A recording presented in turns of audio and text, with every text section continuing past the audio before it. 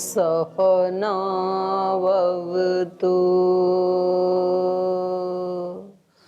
सहनौ भुनक्तु सह वीर्यं करवावहै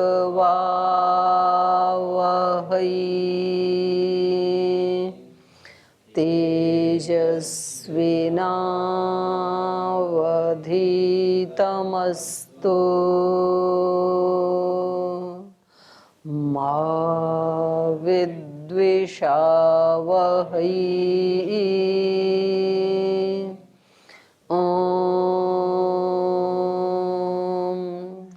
शांति शांति शांति।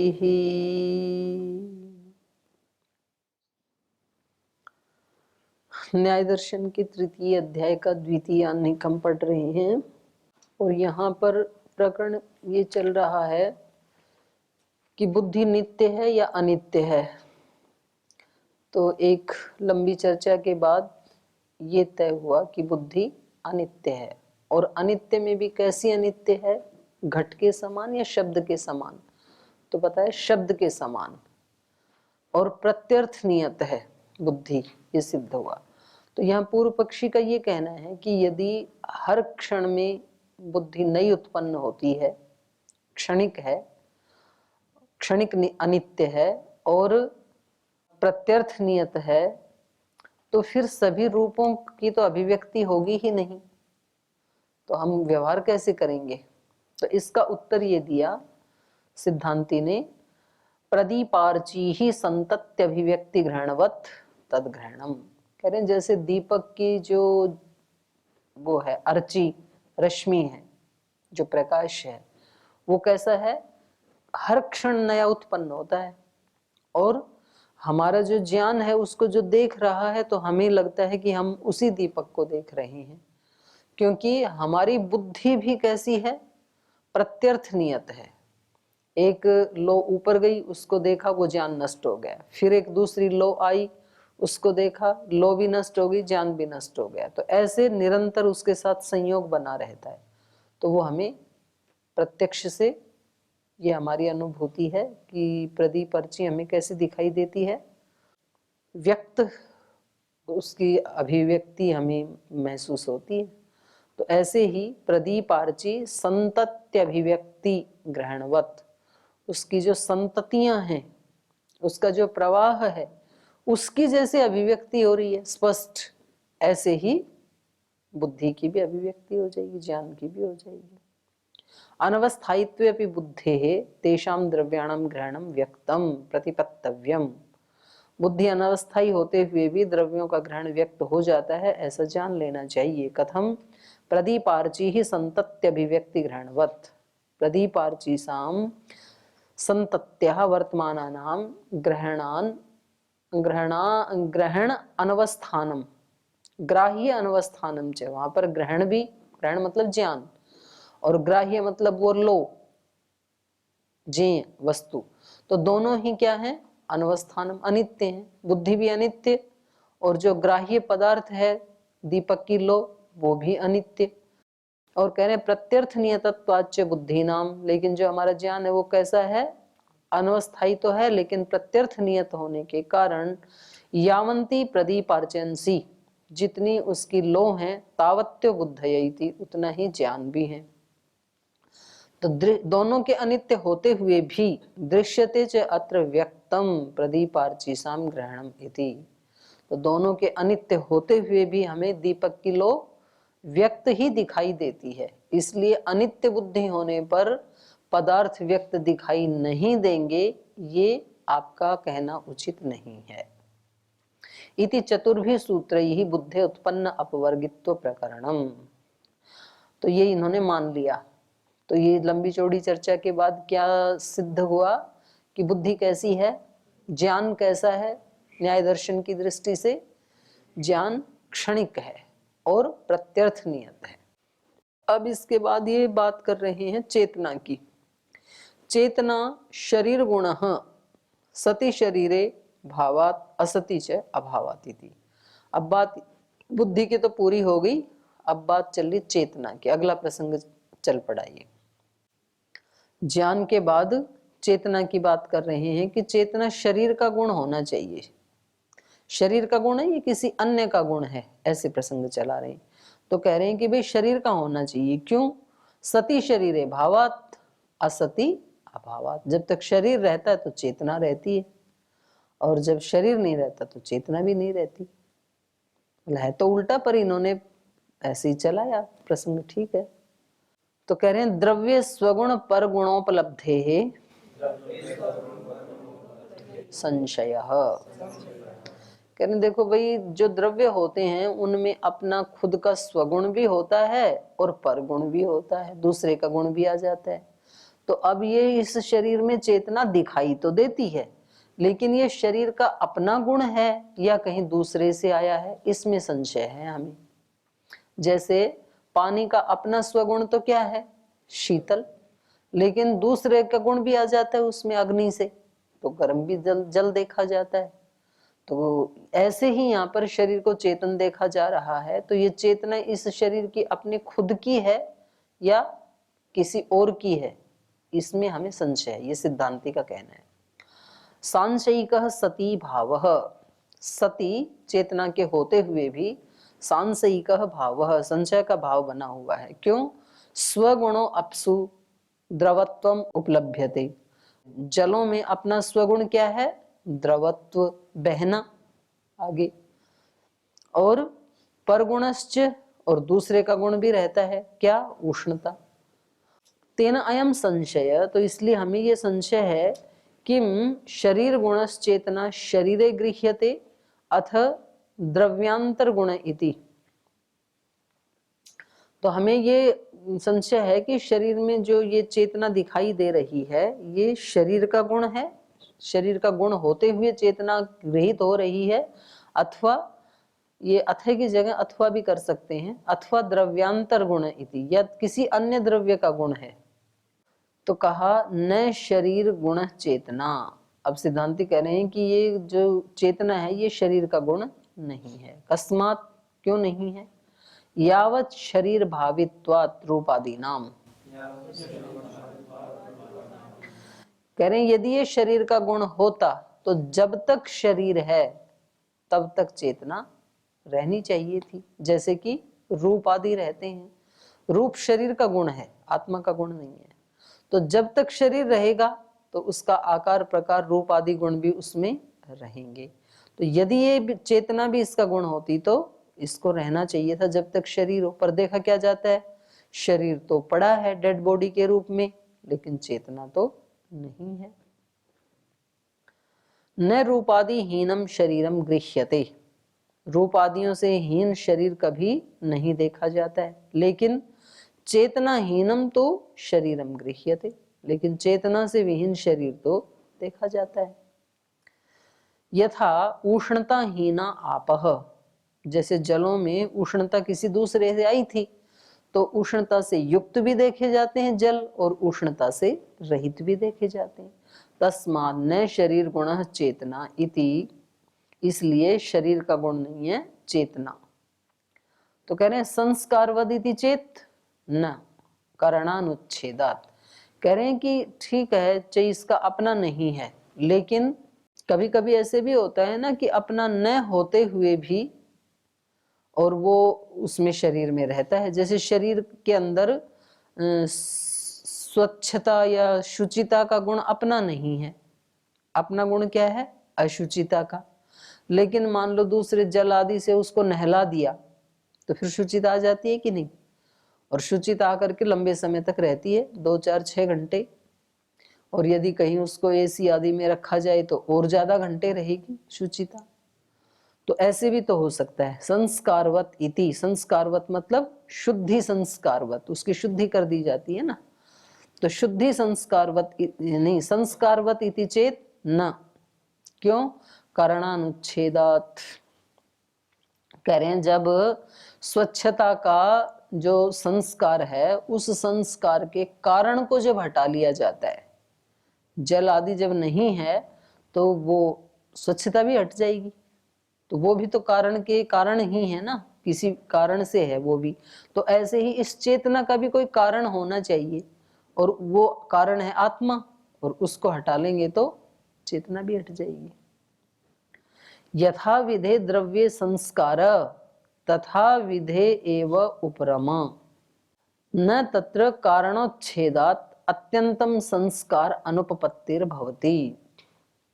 कह रहे हैं यथा विधे द्रव्य संस्कारः, जिस प्रकार के द्रव्य में ये शुद्धि रूपी संस्कार देखा जाता है, तथा विधे एव उपरमे, उसी प्रकार के द्रव्य में उसका उपरम भी देखा जाता है।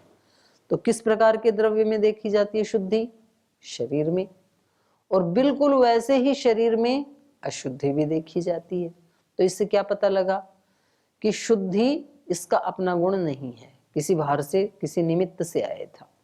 न तत्र कारणोच्छेदात, अगर वहां उस कारण का उच्छेद ना हो तो अत्यंतम संस्कार अनुपपत्तिर भवति, सॉरी, कारण का उच्छेद हो जाए तो, यहां पर तथा विदे एव उपरमा न तत्र कारणोच्छेदात अत्यंतम संस्कार अनुपपत्तिर भवति, कारण का उच्छेद होने से उस सुचिता के संस्कार की भी अत्यंत अनुपपत्ति हो जाती है, माने बिल्कुल अशुद्ध हो जाएगा शरीर यदि पानी जल आदि से ना धोएं तो।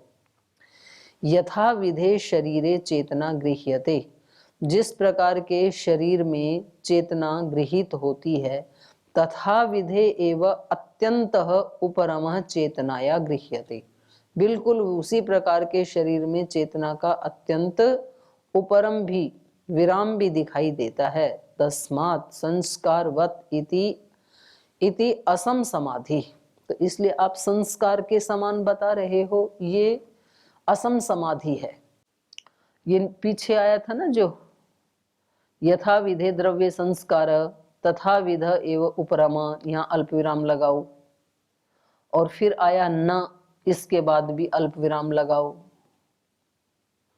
जिस प्रकार के द्रव्य में संस्कार दिखाई देता है, उसी प्रकार के द्रव्य में उपरम भी हो जाता है, ऐसा नहीं है, ये अर्थ था इसका। जिस प्रकार के शरीर में स्वच्छता दिखाई दे रही थी, शुचिता का संस्कार था, तो जब तक वो शुचिता रही तब ये शरीर एक अलग प्रकार का है, उसमें ना कोई बदबू आती है, ना कोई कालापन दिखाई देता है, ना कोई मिट्टी गर्द दिखाई देता है, तो अलग प्रकार का शरीर हो गया ना।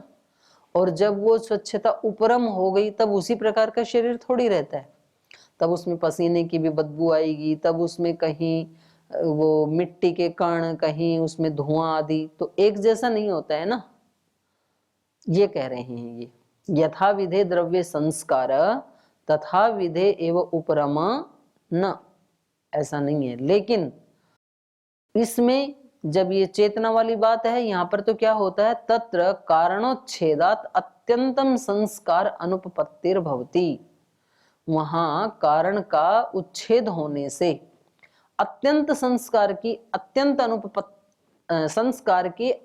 अनुपपत्ति होती है। कारणोच्छेदात अत्यंतम संस्कार अनुपपत्ति, माने बिल्कुल ही स्वच्छता नहीं रहती है, फिर बिल्कुल ही स्वच्छता नहीं रहती है, ऐसा नहीं है, मतलब बिल्कुल ही शरीर जलाने योग्य हो जाए ऐसा नहीं है, थोड़ा तो रहता है ना।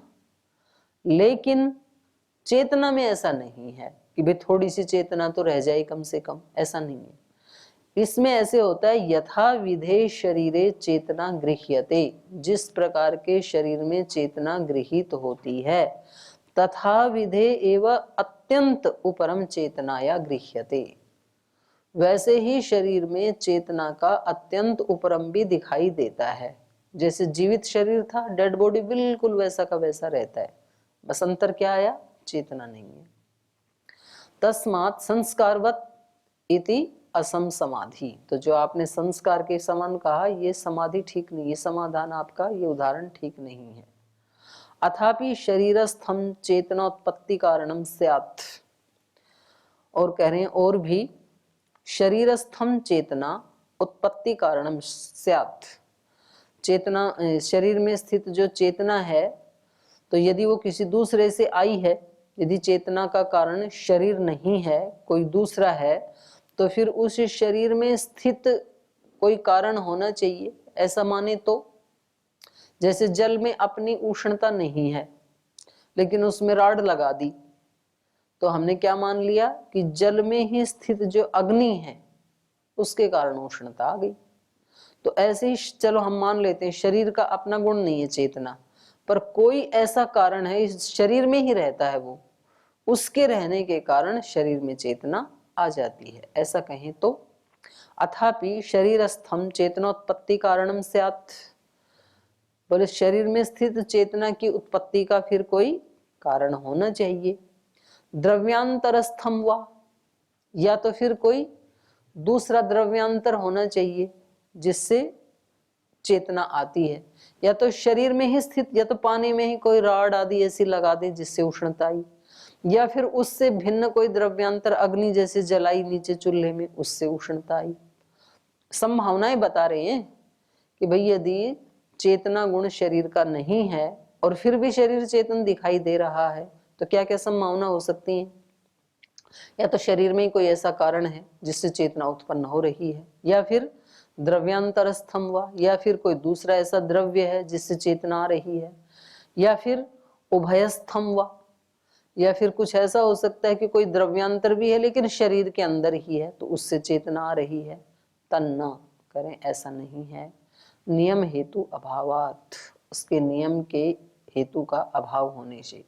शरीरस्थेन कदाचित चेतनोत्पद्यते कदाचित न इति नियमे हेतुर्नास्ति।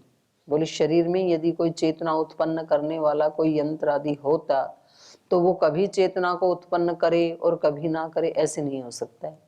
फिर तो वो हमेशा ही उत्पन्न करता, किसने रोका उसको, क्यों मर जाता शरीर।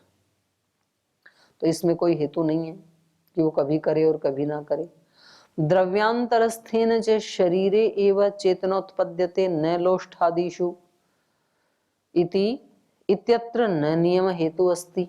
और यदि हम कहें कि किसी द्रव्यांतर से चेतना आ रही थी शरीर में, तो बोले इस शरीर में ही चेतना क्यों आई, फिर लोष्ठ आदि में क्यों नहीं आई, इसमें भी कोई हेतु नहीं है, इस नियम में भी। उभयस्य निमित्तत्वे, और यदि दोनों ही इसमें निमित्त हैं तो शरीर समान जातीय द्रव्ये चेतना न उत्पद्यते शरीरे एव च उत्पद्यते इति नियमे हेतुर्नास्ति। बोले यदि दोनों के समान रूप से होने से कि चेतना देने वाला कोई यंत्र है और वो शरीर में ही रहता है, तो कह रहे हैं यदि दोनों के संयोग से चेतना आ रही थी तो भी उभयस्य निमित्तत्वे शरीर समान जातीय द्रव्य, शरीर के समान जाति वाले जो द्रव्य हैं घटपट आदि, तो वो तो पंचभूतों से शरीर के समान ही आकार प्रकार वाले हैं ना, तो उन घटपट आदि में भी चेतना होनी चाहिए थी। उनमें चेतना नोत्पद्यते शरीरे एव च उत्पद्यते, शरीर में ही उत्पन्न होती है। इति नियमे हेतुर्नास्ति, तो इसमें कोई हेतु नहीं है। यच्च मन्येत सति शामादि गुणे द्रव्ये शामाद्युपरमो दृष्ट एवं चेतना उपरम स्यात् इति न। कह रहे हैं यदि कोई ये माने, यच्च मन्येत सति शामादि गुणे द्रव्य, जैसे घट आदि में जब वो कच्चा मिट्टी से बनता है, कच्चा घड़ा होता है, तो वो कैसा होता है, काला रंग होता है ना उसका, शामादि गुण उसमें रहता है। तो कह रहे हैं यच्च मन्येत सति शामादि गुणे द्रव्य, द्रव्य में शामादि गुण होते हुए शामादि उपरमो दृष्ट, और फिर उसको अग्नि में रख दिया तो शामता गुण उसका उपरम हो जाता है, नष्ट हो जाता है। शामादि उपरमो दृष्ट उसी द्रव्य में, एवं चेतना उपरम स्यात् इति, तो ऐसे ही किसी निमित्त से चेतना का भी उपरम हो जाता है। ऐसा यदि कोई कहे तो न पाकज गुणांतरोत्पत्ते है, कह रहे हैं आप ऐसा नहीं कह सकते, क्योंकि वो जो काला गुण है वो वास्तव में नष्ट नहीं हुआ, बल्कि पाकज गुणांतरोत्पत्ति, जब वो पका घड़ा तो गुणांतर की उत्पत्ति हो गई, काले के स्थान में क्या आ गया, लाल आ गया, रक्त वर्ण आ गया। न अत्यंतम रूपोपरम द्रव्यस्य, यहाँ पर जो घट रूपी द्रव्य है उसके रूप का अत्यंत उपरम नहीं हुआ, बल्कि शाम रूपे निवृत्ते पाकजम गुणांतरम रक्तम रूपम उत्पद्यते। जैसे वो पका तो श्याम रूपे निवृत्ते, श्याम रूप की निवृत्ति होने पर गुणांतरम पाकजम, पकने से एक अलग गुण उत्पन्न हो गया। वो क्या है? रक्तम, लाल रंग का। रक्तम रूपम उत्पद्यते, लाल रूप उत्पन्न हो गया। शरीरे तो चेतना मात्र उपरमा अत्यंतम इति, लेकिन शरीर में तो ऐसा नहीं है कि भाई एक चेतना गई तो कोई दूसरी थोड़ी अलग आ गई, अलग प्रकार की, ऐसा नहीं है। वहां तो अत्यंत अभाव हो जाता है। तो इसलिए आप ये घड़े का उदाहरण इस पे नहीं दे सकते हैं। अथापि, और कह रहे हैं, प्रतिद्वंद्वी सिद्धे है पाकजानाम अप्रतिषेधः। कह रहे हैं नहीं, पाकज गुणों के भी प्रतिद्वंद्वी, पाकज गुण माने पकने से जो गुण उत्पन्न हुआ, लाल रंग आदि, तो उसकी सिद्धि होने से, प्रतिद्वंद्वी सिद्धे, जो काले रंग का प्रतिद्वंद्वी रंग है लाल, उसकी सिद्धि होने से पाकजानाम अप्रतिषेधः, पाकज रंग का प्रतिषेध नहीं किया जा सकता। यावत्सु द्रव्येषु पूर्व गुण प्रतिद्वंद्वी सिद्धि तावत्सु पाकजोत्पत्ति दृश्यते। पूर्व गुणैः सह पाकजानाम अवस्थानस्य अग्रहणात्। यावत्सु द्रव्येषु, जितने द्रव्यों में पूर्व गुण प्रतिद्वंद्वी सिद्धि, पूर्व गुण का जो प्रतिद्वंद्वी अर्थात लाल रंग, उसकी सिद्धि है, तावत्सु, उतने में पाकजोत्पत्ति दृश्यते, उतनों में पकने से उत्पन्न होने वाला लाल रंग का रूप या गुण देखा जाता है। पूर्व गुणैः सह पाकजानाम अवस्थानस्य अग्रहणात्। तो ये जो लाल रंग है, ये पहले का जो गुण है काला वाला, उसके साथ ही रहे, उस काले वाले का तो ग्रहण होता नहीं है। पाकजानाम अवस्थानस्य अग्रहणात् न च शरीरे चेतना प्रतिद्वंद्वी सिद्धौ सह अनवस्थायी गुणांतरम गृह्यते येन अनुमीयेत तेन चेतनाया विरोधः। बोले उसमें कम से कम लाल रंग तो दिखाई देता है घड़े में, और पता लगता है कि ये लाल रंग काले वाले का प्रतिद्वंद्वी है, तो इसने आके उसको हटा दिया। तो ऐसा इस शरीर में चेतना का कोई प्रतिद्वंद्वी गुण तो दिखाई देना चाहिए, जिसने आकर के उस चेतन गुण को हटा दिया। तो ऐसा तो दिखता नहीं है।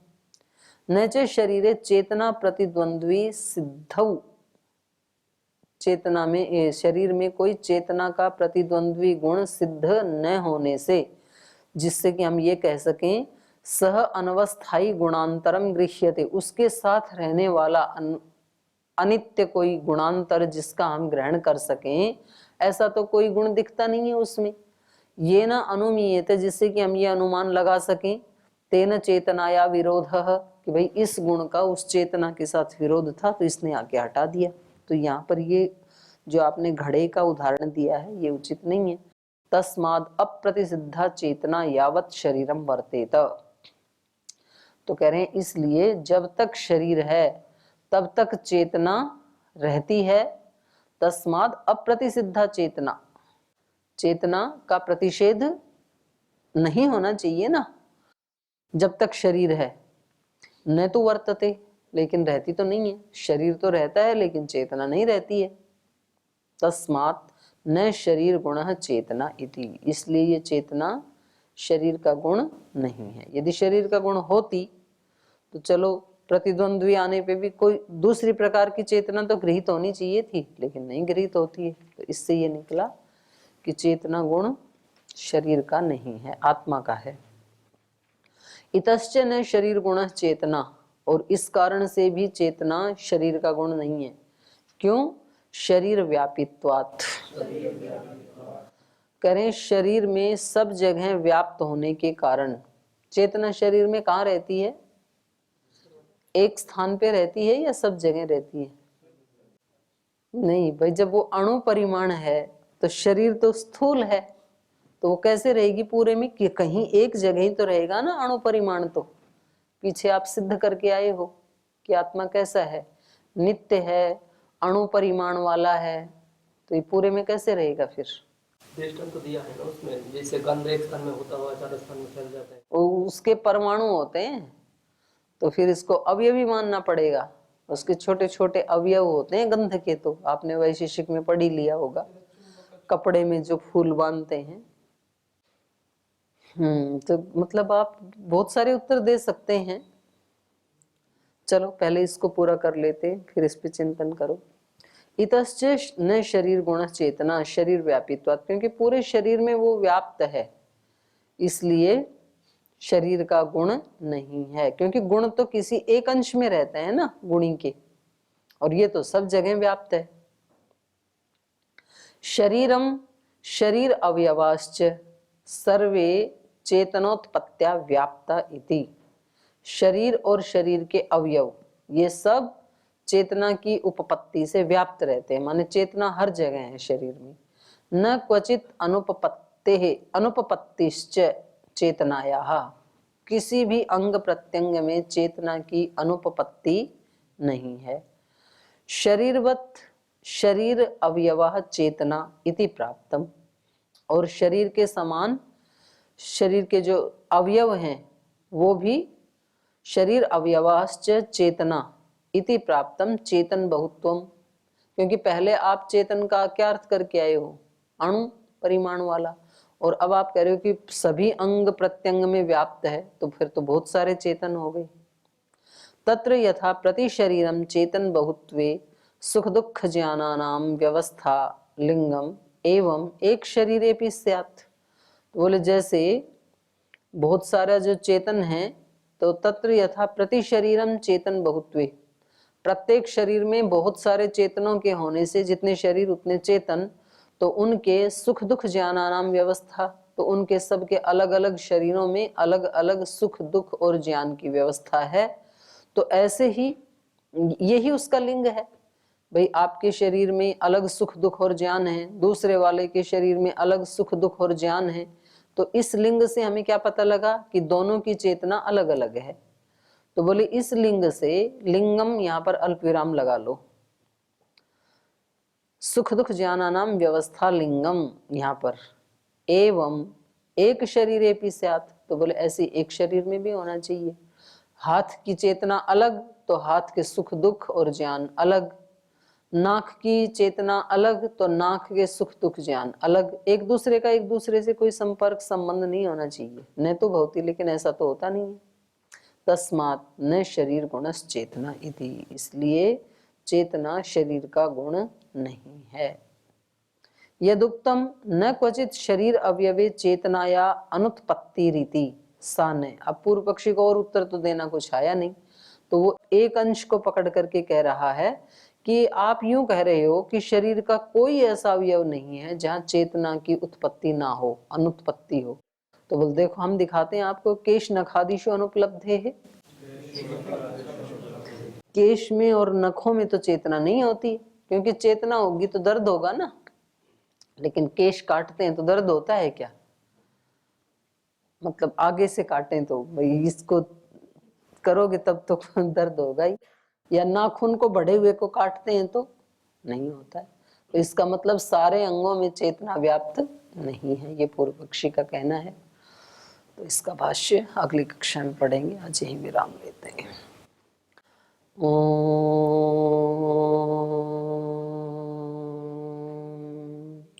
शांति शांति शांति।